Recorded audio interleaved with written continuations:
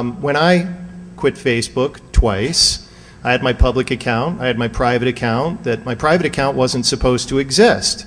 And on the day I quit my public account first, and it was offering for me to be friends with my private account. And there was my profile picture that I swore nobody was ever supposed to see. So anyway, without further ado, Chris Conley and hacking Facebook privacy.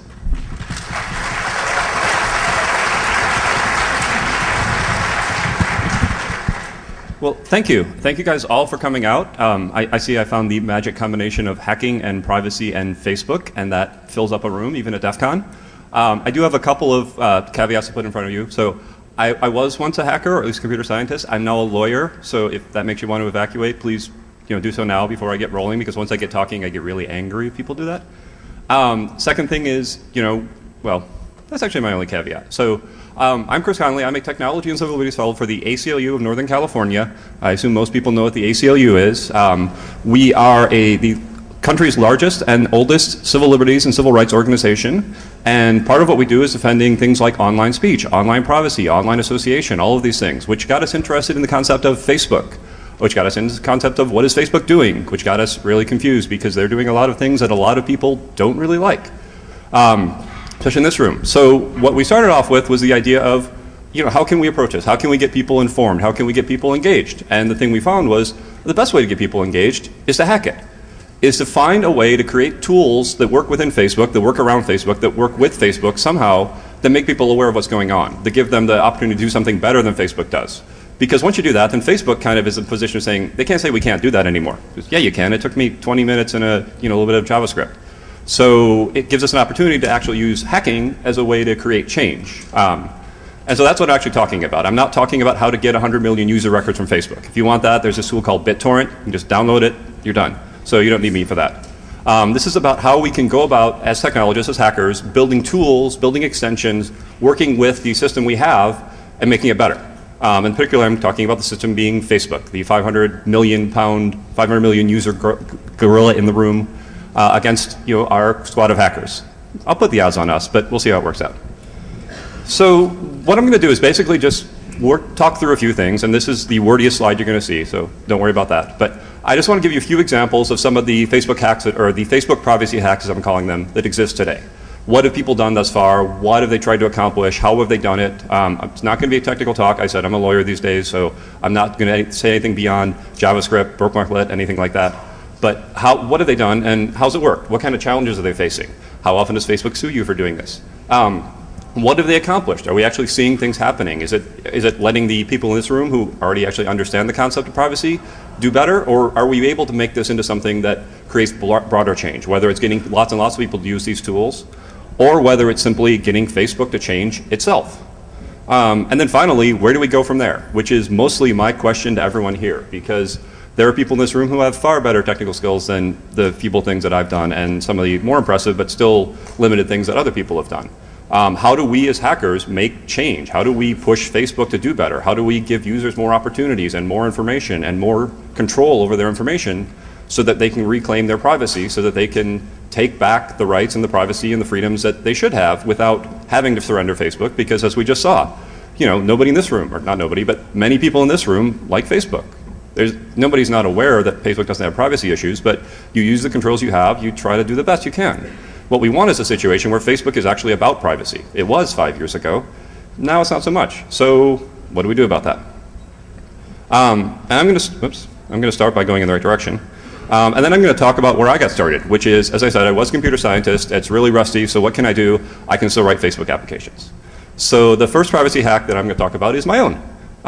Mostly because it's the first thing I did. It's also the simplest and least sophisticated, and I don't have to talk about it anymore, so I can get out of the way. But essentially all this was a quiz on Facebook. About a year ago, quizzes were everything. Which Barbie princess are you? How many children will your best friend's dog have? Whatever the case may be. And so we said, well, these quizzes are actually accessing huge amounts of information. If you run an application on Facebook, not only does it have access to your information, it may have access to your friend's information. And your friend isn't being told you're running a quiz. It isn't being told anything about this. There was at that point no transparency, no granularity, no controls around this. There were controls, but you had to find them. They were very well hidden behind 3 layers of privacy. they look something like this. Actually, this is today's. I didn't save a screenshot from then, but you go in, you find your privacy settings, you go down to the little application corner, you click on the what can my friends see, and you see that, well, I use mine, which is no longer like that, but by default, most of this is checked. But people don't know that. They don't go in and really viscerally see what's happening when you tell them you're sharing things with your friends. On the other hand, if you use an application, if you use technology to show them what actually happens, people start responding. So we wrote something that was pretty simple. You take a little quiz, you answer some questions. There's very obvious right answers if you know who the ACLU is and what we care about. But then you see what happens. What can this quiz see about you? Well, it can see your pictures, it can see your groups, it can see your books, it can see your events, it can see your activities, it can see your friends, it can see your friends' books, it can see your friends' events. And showing people that and making that visible was effective in a way that Facebook's own, here's how we explain our privacy policy with 15 pages of legalese, was not. So it was a way to just hack Facebook really quickly, really simply. As I said, it took me a couple of days of scraping off computer science skills to get it to work, a few more days to get it, well, pretty is not the right word, but a little bit more functional, and let it go. And I'll talk about what it did and what it didn't a little later, but that's like the starting point is, okay, I can run something, I can write a web page. That's basically what a Facebook application is. I can write a web page, I can connect it, I can make something happen, people can use it, and they can do something. Then there's a few other examples I want to walk through. There's an application called Reclaim Privacy. It's actually a bookmarklet, so it's not an application within Facebook. And as you can see, it's a little bit out of date at the moment, but the concept is very similar to what I wrote, which is, well, how do you get people to really see what's going on? In this case, the question was, how do you get people to see what's going on with their own privacy settings? So not just what can applications do, but what's going on. You know, if you go to Facebook, you have this screen now, which is, you can see, you know, you've got some settings, mine are custom, but you can change it to everyone, friends of friends, or only friends for some settings. But then there are all these other little bits. There's your basic directory information, and you can edit the settings there if you happen to notice that's a link. There's the applications and websites, and you can edit the settings there if you happen to know that's a link. You can customize your settings if you happen to see the little buried link there. So there's lots more going on than Facebook's actual interface provides for people. Well, one way to do that is to wrap it, or to create an extension that actually digs through and gives you a little more information. So all this tool does is basically go through your privacy settings and evaluate them and say, it uses good, bad, ugly, but that's not necessarily the right answer, but it gives you a tool. Okay, what does it mean? Instant personalization is currently turned on. You can't see that when you go to your privacy page, but this will highlight. When you go to Yelp, when you go to docs.com, that site instantly has your information. You don't have to opt in. You haven't found the right button to opt out. Oh, here's where it is. You can go click on that. So it's just a wrapper. It's nothing sophisticated. It's not the most complex hack in the world, but it is a whole lot more effective than what Facebook has offered. So that's kind of the starting point. Okay, well, we can give people a little bit more information. Just make them aware of what's going on. Give them a pointer to where to fix things. But actually, we can actually do quite a bit more. There are a couple more hacks which are mostly about actually controlling your information rather than just pointing you to Facebook's controls. This is actually one of the more clever ones I've seen. It's called the Green Safe. So this application, it's actually an application within Facebook that provides an alternative to profile information. So instead of storing your profile information with Facebook, you can move it into the Green Safe. And then you don't have to have it on Facebook anymore. Now what this does, of course, is that means Facebook doesn't have it and the Green Safe does. Now, whether or not you trust the Green Safe, it also means no other application can get it because it's held away from that. You have a different set of privacy controls. You have a different way of managing your own information within Facebook through something that is just a hack, but it gives you a whole new layer of control. You can put a panel on your profile, you can share it with friends, and you can keep it away from applications, and you can keep it away from Facebook and all of their marketing. It's not my profile, which is on Facebook, which can be mined by advertisers, which can be, I can't keep some of this information from being public. I have the limits and the choices that Facebook gives me, and instead, I have an alternative. I have my information here. It doesn't have a profile picture because I didn't add one to this. It doesn't have, it has my interests that I put in here, but it's a separate way of doing this, of communicating within Facebook. My friends can still go to my profile, click on my Green Safe box, and see exactly what I've chosen to put there. But if they run an application, as I talked about before, they can't see it because it's not part of my Facebook profile, it's part of my Green Safe profile. So this is just another tool to kind of pull a little bit of information out of Facebook, it's out of Facebook's hands, but it's still within Facebook. So you don't have to quit Facebook, you don't have to leave Facebook. You can just actually move from a system where you can interact with other Facebook users without doing so with Facebook controlling everything that you do, and Facebook applications having access to everything that you post and all that kind of things. So that's another example of how do we hack Facebook? How do we pull this information into someone else's control using technology? So there's another extension that came out today, or came out about 2 months ago, which is called antisocial. Now, if all of you have used NoScript, this is NoScript for dummies. This is how do we focus NoScript or anything that's a JavaScript blocker on Facebook? Because the people in this room can configure NoScript, the 500 million Facebook users aren't going to. And the reason that's important these days is because of these wonderful social plugins. So Facebook introduced a few months ago social plugins. You go to CNN.com, you go to Yelp, you go wherever else, and you can see your friend shared this, your friends like this, 17 of your friends like this. Even if it's just a like button, you see a little bit of information. What you don't see, because you're not a DEF CON attendee, well, you see, but most people don't see, is that, well, actually that means Facebook knows I'm on CNN.com. They're logging my activity on the web everywhere I go. They have a record of this. Now, they have a current policy that they only made public after someone pointed out this was happening, that they're only using it in aggregate, they're anonymizing it, they're deleting after 30 days, which is all good. It's also not permanent because, as we know, Facebook's policies tend to change. So the simplest way, of course, of dealing with this is instead of trying to configure your privacy settings and keep up with Facebook, why not just opt out? So what antisocial does, it's basically just a narrow, tailored JavaScript blocker and domain blocker. If it's a third-party cookie going to Facebook, it gets blocked. So my friends' information doesn't show up because Facebook doesn't know I'm on CNN. It can't tell CNN who my friends are. You can do the same thing within Facebook. You block third-party applications with the same tool so that they can't see my information when I'm running because it's basically limiting things to the first-party domain. It's nothing technically sophisticated. It's nothing mind-blowing for anyone in this room. But for the general user, it's a new concept of, wait, I can, not only, I know that Facebook's tracking me if you explain that to people, but here's what I can do to opt out. I run Firefox, I add a plugin, I'm done. It's a hack, it's simple, it's easy to use, which, as I'm going to say, is very important, but it does something. It actually limits the amount of information that is being shared with Facebook. And it gives users more control and more choices and more possibilities. So, it's something that's new. It's something that probably many people in this room haven't heard of. I hadn't heard of it, and that's my job. It's kind of sad. But so it's just a concept. And then you get to the next step, which, as I said earlier, a lot of people have decided, I'm done with Facebook. But what does that mean? If you want to delete your Facebook account, it's a little better than it was a year ago, but at one point, it was hard. You could deactivate your account, and then it would sit in storage forever. You could try to delete, and they would say, well, okay, we'll get rid of some things, and we may or may not get rid of others, and in 30 days, we'll give you another reminder, and if you ever log back in, we'll just, we keep it around for you just in case. And you had to fight and fight and fight to delete your account. Well, one of the ways around that, of course, is to use technology. So you want to commit seppuku. Do you want to kill yourself online? Do you want to actually wipe out your Facebook account?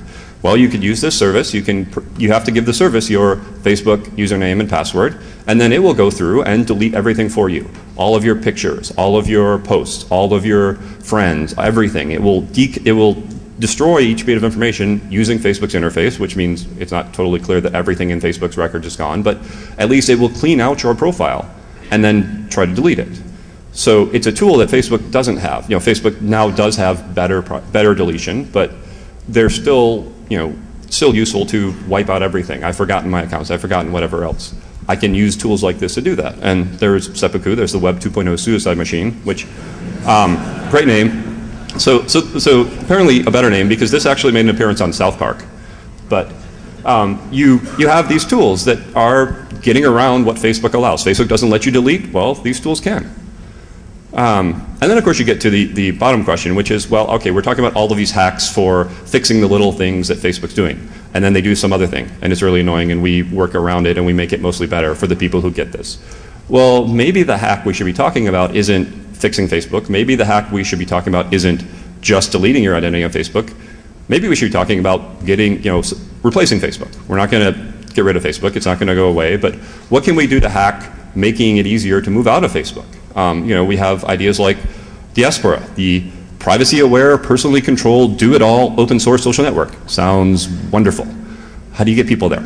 It's going to launch in September. You'll have the people who care who will be there. What about the rest? What about the people who say, okay, well, I'll sign up for that because it sounds like fun, but I've got 172 friends on Facebook, and they're not all going to sign up, so what do I do? How do you make it easy for people to move? That was related to, it's not exactly the same, but I have to fudge my talk a little bit to make this work, the idea by Power.com. Power was actually more of a social aggregator, but the concept was, well, what you can do is you can give us your Facebook login and password, and we'll just collect all of your information. We'll find out all your connections. We'll hold it for you in our site. In this case, it was so we can connect you between Facebook and MySpace and LinkedIn and High Five and whatever other social networks you're on, but you could also see it as a way to migrate, because once you migrate from Facebook to Diaspora to an open, privacy-friendly social network, and you can bring all your friends with you and you can do that really easily, it becomes a much more viable alternative. Because fighting the Facebook Goliath is hard because they have 500 million users, and one at a time you can leave, but that means you're giving up social networking. You can take 100 people with you, but unless that's your entire circle of friends and their circle of friends, some of them are going to go back to Facebook and they're going to keep using it. So if you can get something that actually makes it smoother to transition, that gives you alternatives to porting your information, to porting your connections, to using these other services, then maybe you can get things to happen. Now, of course, Power.com was wonderful. It integrated with Facebook. And this is what it looks like today. You'll notice one icon that is missing. So I've actually summarized the hacks I'm going to talk about, because there are a few more, but they mostly do the same things. They talk about education. They talk about controls within Facebook. How do you control information? How do you protect Facebook from getting it? Or they talk about deleting or moving from Facebook. There are other examples of those, and I want to make sure that I save some time to talk to you guys about that. But what I want to talk about now are the challenges. And as you can see, Power, although not exactly a privacy hack, is running into some of these. So you get a few basic sets of challenges. And these are ordered from, well, easiest first and the last. The technical challenge is not hard. None of the hacks I've shown you were long-term projects. They were a couple days, a week. They took some JavaScript knowledge. They took, writing an application that was Facebook. Now, when you get to something like Power, a sophisticated, alternative, that's a much bigger project. But most of these other tools are pretty quick. You write it, you go through Facebook's privacy settings, you JavaScript away to single click, change all of them at once. You've got something. So you write a bookmarklet, you write a browser extension, you write a PHP set of pages, and you attach it to Facebook. That's not hard. The harder part might actually be, well, what about the moving target?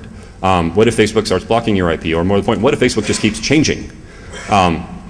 That's a pain in the ass. I'm allowed to say that, DEF CON, right?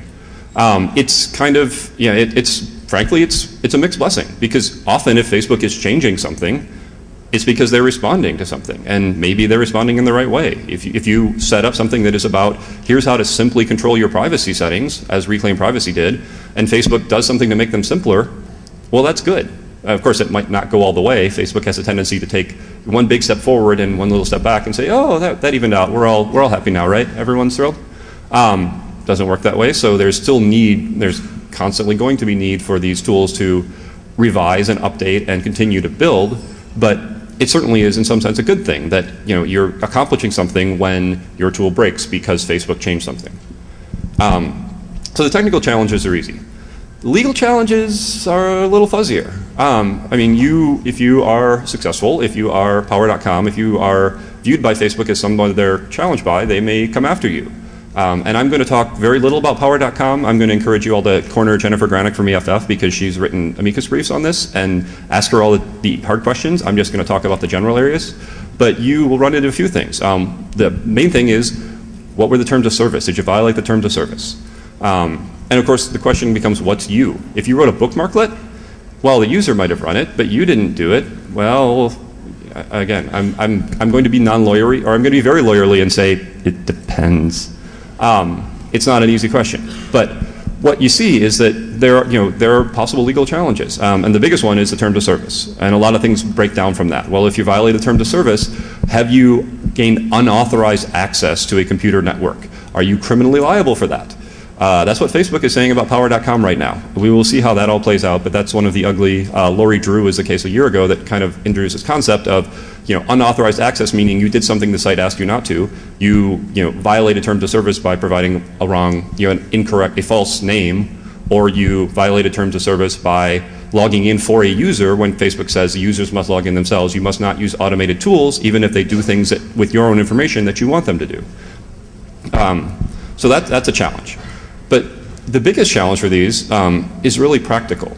You've written a great hack, and there are probably people in this room, I hope, who've already thought of a couple of great hacks. I could do this. I could change. I could automatically untag everything. I'm sick of having my, I put up my fake profile picture and then everyone tags me every time they take a picture of me. I want a one button click that will untag everything in Facebook. But how do you get that from something I can use, something the people in this room can use, to something that the world can use? And not only that, to something that makes a difference, something that Facebook has to respond to by actually making this easier, because they can no longer say it's hard. They can no longer say people don't care. How do you get adoption of your hacks? How do you get them to actually make a difference? And some of it's basically having something that's good, which good meaning both A, it does something that people care about, and B, it's easy. Because we know that if you have a 6-step process for setting your Facebook settings, a lot of people won't do it. If you have a one-button click that actually makes everything private, it becomes more compelling. And then the second challenge, of course, is once you've got that, how do you make that happen? How do you push it out? And you talked to me to start with, because that's why I came here, is to pitch that. But the basic idea is you need to use as many channels, as many avenues as you can to make this happen. You need to talk to your advocacy groups. You need to talk to Facebook. You need to talk to the press. You need to do the same thing that you do with all these hacks, but you need to make it compelling in a way that, you've got a great video, you've got a great pitch. You make these things happen. You use, the ACLU or whoever else wants to talk about this to make things happen.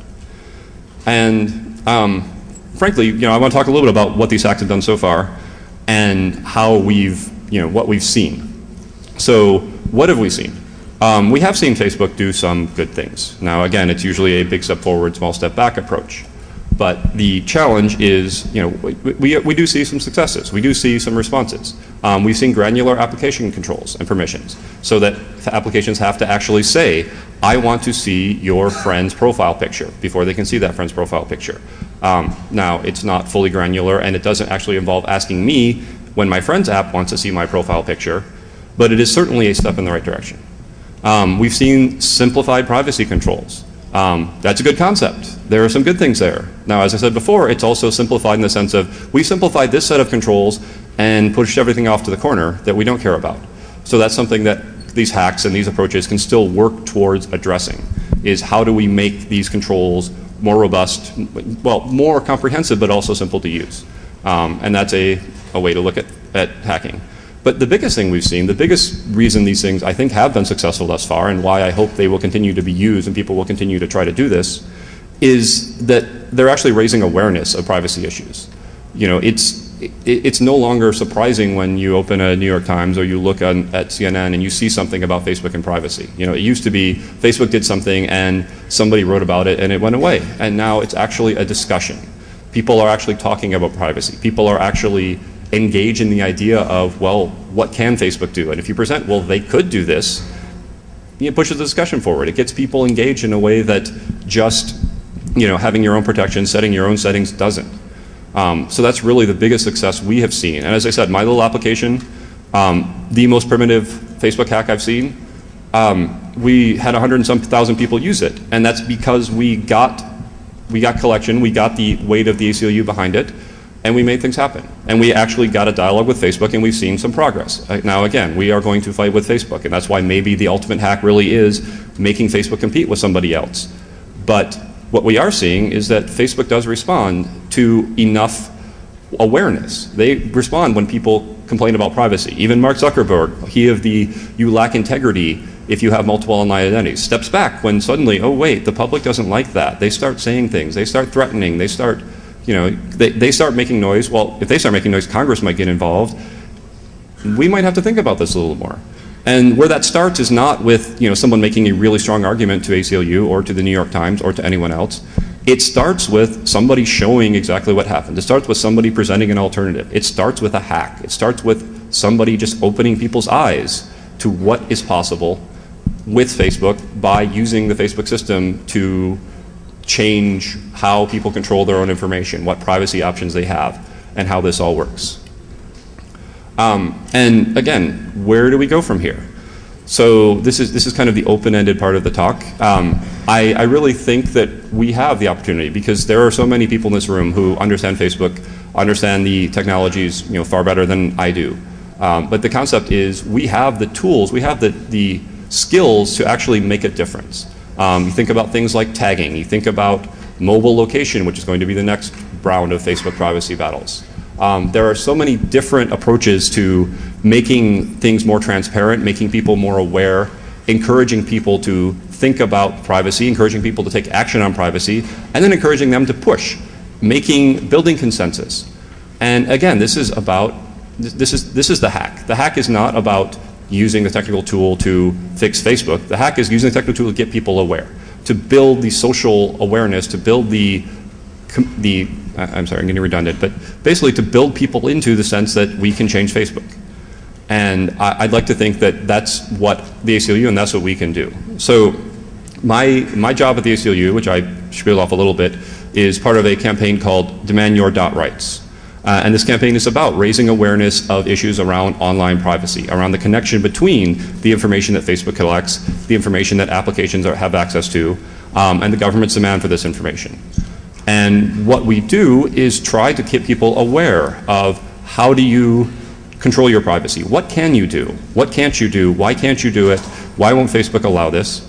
And a lot of times this is about hacking. This is about changing people's understanding of the system by using your knowledge of the system. It's not just about making a compelling argument, well, you shouldn't put that on Facebook, because people do. They love Facebook. Everyone in this room loves Facebook, even the people who are leaving love Facebook.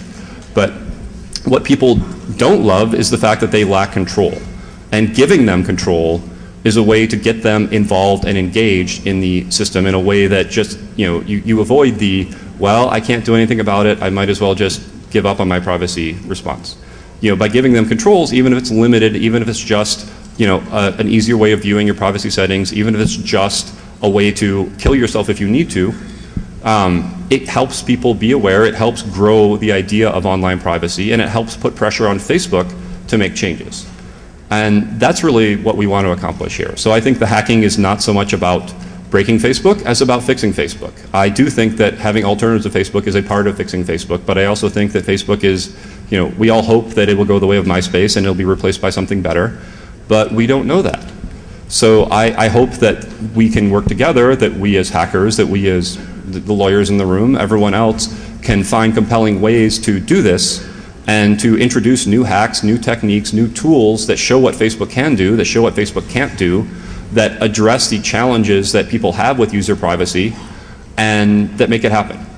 And what I really want to do today, and why I came here, and I left some time for questions. I didn't know that wasn't part of the general presentation scheme here. I apologize. But is to get people to think about, what can I do? What is it about Facebook that annoys me?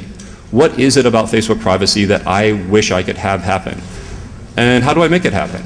Do I need a little bookmarklet? Do I need to write a script? Do I need to do something that people in this room can do easily that can make that happen? And then if I care about it, if I'm aware of that problem, well, how do I make this happen, not just for me, not just for the next year's DEF CON where I can show my little script, but how do I make it happen more broadly? How do I change Facebook? How do I push for broader global change in the social network world by using the hacking skills that I have? And I really hope that people will continue this dialogue, that you'll come and talk to me, that you'll talk to each other, that someone will come up with a great new tool that I can give to a smaller audience next year perhaps, but that really will help people understand what happens with Facebook and help people understand what they can do and how they can change it. And again, I want to be part of that. I'm not a hacker anymore, but I know the people in this room have the skills and they have the knowledge and they care. They came to this session because they care about privacy. And making that happen is something that the people at DEF CON have a great ability to do. And we want to be part of it because we want to take advantage of your skills. And we hope you want to take advantage of our networks and our relationships. And we want to work together with other organizations, with other groups that can make this happen. So I'm going to actually wrap up now with anyone who actually really wants to come up and ask me a question. I know that's not supposed to be part of my presentation, but I've run out of things to say myself. So I'd be happy to talk to someone on a microphone. Otherwise, I really want to thank everyone for coming and hope that you all are thinking about ways to hack Facebook.